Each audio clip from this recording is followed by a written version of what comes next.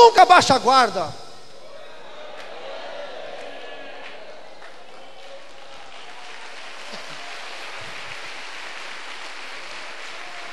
Sabe, a porta da conquista do coração de um homem pelo diabo são os olhos. E eu vou explicar para você.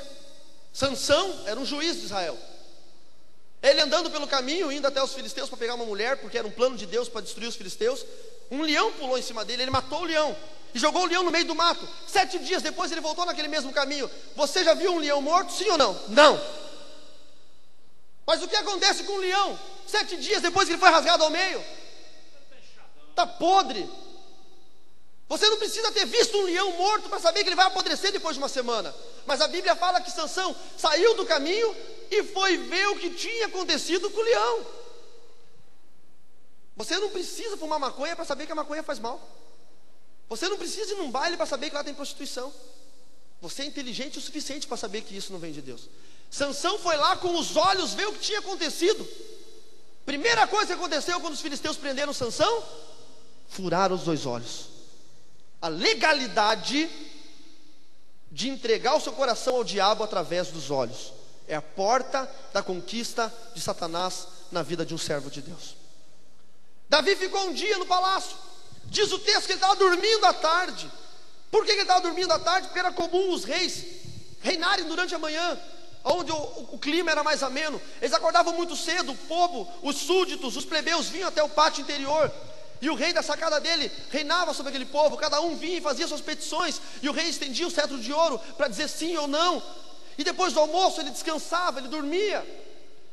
E numa dessas tardes ele acordou do seu sono e saiu andar na varanda. E ele olhou lá para a casa de banho e viu uma linda mulher se banhando. E ele deve ter flertado com aquela mulher, e ela também aceitou o flerte. O primeiro erro de uma mulher é aceitar um flerte de alguém, porque o inimigo vai colocar. Talvez você esteja pensando: pastor, o senhor está falando de Davi, o homem segundo o coração de Deus. Mas vacilou, pecou, eu vou bater em Davi hoje. Ninguém mandou ele pecar, agora eu vou bater. Se Deus não quisesse, Deus tinha tirado isso da Bíblia. Ele flertou com aquela mulher. Davi sempre foi um homem de muitas mulheres. A Bíblia fala que Davi era um homem bonito. Davi tinha uma voz agradável. Davi era um levita, era um musicista. Davi era um poeta, um salmista. Ele era um homem de fala agradável. Ele conseguia chegar para uma mulher e encantar uma mulher só com sua aparência, com sua voz, com sua fala. Ele olhou para Batseba, viu aquela mulher bonita e deve ter dado um sorriso, deve ter acenado. Para ele não era nada, mas para aquela mulher que era esposa de um soldado feio, grotesco, ela tinha recebido um sorriso do rei, ela tinha recebido um aceno do rei, e aquilo povoou o coração de Batseba. Ah, quantas foram as vezes que Urias chegou em casa e se deparou com a esposa debruçada na janela, olhando em direção ao palácio. E quando ele chegava e falava: meu amor, eu cheguei, ela disfarçava e saía, ia fazer alguma coisa, e ele corria na janela e olhava para ver onde ela estava olhando. E o rei passava pela varanda e entrava. Alguma coisa estava acontecendo. Urias sabia que algo estava acontecendo de errado na sua casa. Na batalha, os soldados começaram a falar, porque os soldados têm maldade no coração, e começaram a falar: Urias, abre o olho, porque tua esposa, quando veio na semana passada te visitar aqui no campo de batalha, Davi, o rei, deu uma olhada para ela, e ela deu um sorrisinho para o rei, e nós percebemos que houve uma troca de olhares. E Urias: não, eu não posso crer que o rei, meu senhor, está fazendo isso comigo. Mas o coração de Urias começou a ser contaminado pela dúvida: será que a minha esposa é fiel a mim? Entenda uma coisa, Davi começou a cortejar Batseba. Eu já vou te provar na Bíblia como ele fez isso. Começou a enviar presentes a ela. E não tem coisa pior do que uma mulher que é cortejada por um estranho que não é o seu esposo. Ela começa a se sentir bonita, ela começa a se sentir atraente, ela se sente jovem de novo. O diabo faz isso, começa a se sentir elogiada. E Davi começou a mandar presentes.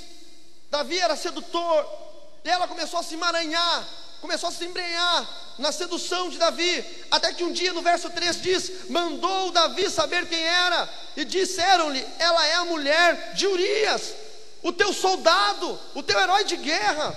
E Davi já estava tão emaranhado, tão em pecado, que ele falou assim: não me importa, chame-a aqui. E deitou-se com ela. E atenção, pastores, não foi uma única vez. E sabe por que não foi uma única vez? Porque o texto diz que ela tinha acabado de se purificar da sua menstruação, e ela engravidou logo em seguida. E uma mulher, depois da sua menstruação, tem um prazo de 7 a 14 dias de ovulação, que é quase improvável uma gravidez imediata. Então ela não engravidou na primeira vez, foi um ato contínuo. Davi estava tendo um caso com Batseba. Davi estava traindo Urias, o seu soldado. Batseba estava traindo Urias, o seu marido, 1, 2, 10, várias vezes, até o dia em que engravidou. E se ela não tivesse engravidado, nunca Davi teria chamado Urias à guerra. Mas ela engravidou. Na manhã em que o aroma das flores veio no nariz de Urias, a primavera, ele sabia que ele deveria largar o seu lar e ir para a guerra. Ele foi ao palácio, ficou na fileira dos soldados e viu que Joabe estava comandando as colunas de guerra. E era comum que os reis fizessem isso. O seu coração já amedrontou. Quando Joabe tomou a direção e levou os soldados para o campo de batalha, eles tinham tomado Rabá, estavam conquistando Rabá. Rabá era a terra dos filhos de Amon, era uma cidade grande, fortificada, ela era estratégica para o reinado de Davi. Ele viu que todos os soldados foram, menos o rei. E lá no campo de batalha, Urias não teve paz. Porque ele pensou, a minha mulher não para de olhar para o palácio, os soldados não param de dizer que Davi está tendo um caso com ela, Davi não me olha nos olhos, e o homem em pecado não olha no olho do outro, não consegue firmar o olho no olhar de outro. Agora Davi não veio para a guerra, a minha mulher está sozinha em casa, o rei está sozinho no palácio. Eu sei que o ato foi consumado. E aquilo começou a povoar os temores daquele homem, um homem de guerra. De repente, a confirmação acontece. Alguém chega, um mensageiro chega com uma carta dizendo: Joabe, o rei mandou chamar Urias. Urias voltou para o palácio, sabendo que o mal tinha acontecido. Quando ele chega no palácio, ele encontra um rei sorridente. Não é normal um rei não ir para a guerra. Não é normal um líder dizer vai fazer. O líder não fala vai, o líder fala vamos. O líder que é líder não fala vai orar, ele fala vamos orar. O líder que é líder não fala vai evangelizar, ele fala vamos evangelizar. O líder que é líder não fala vá conquistar, ele fala vamos conquistar. O líder que é líder não fala vá guerrear, ele fala vamos guerrear. Não era normal Davi estar ali. Quando ele chega, Davi todo sorridente fala: Urias, meu amigo, como você está?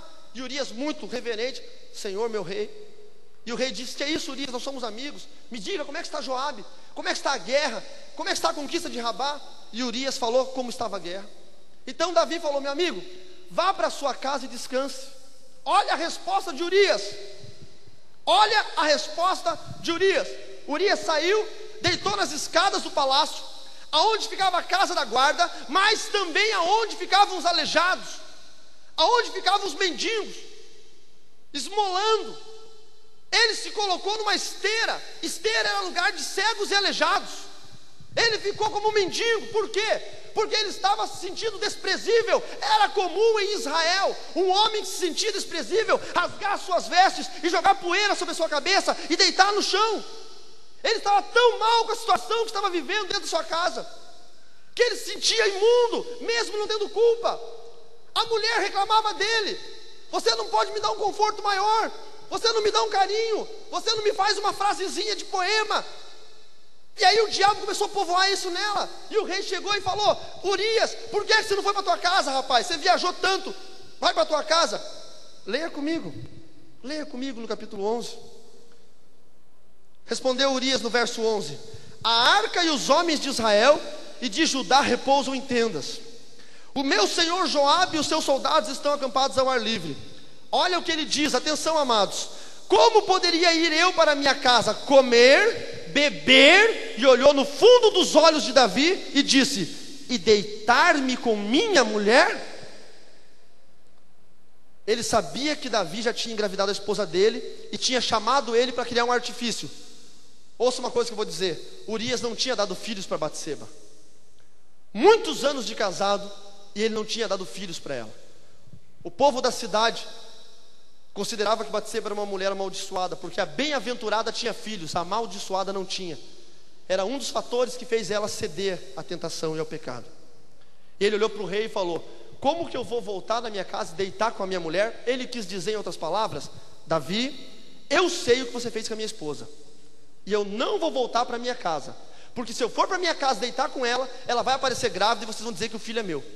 E se eu voltar para minha casa e eu olhar para os olhos da minha esposa, eu vou saber que ela me traiu, porque ela não vai conseguir olhar nos meus olhos, e eu vou ter que voltar e apresentar queixa ao sacerdote, e pela lei do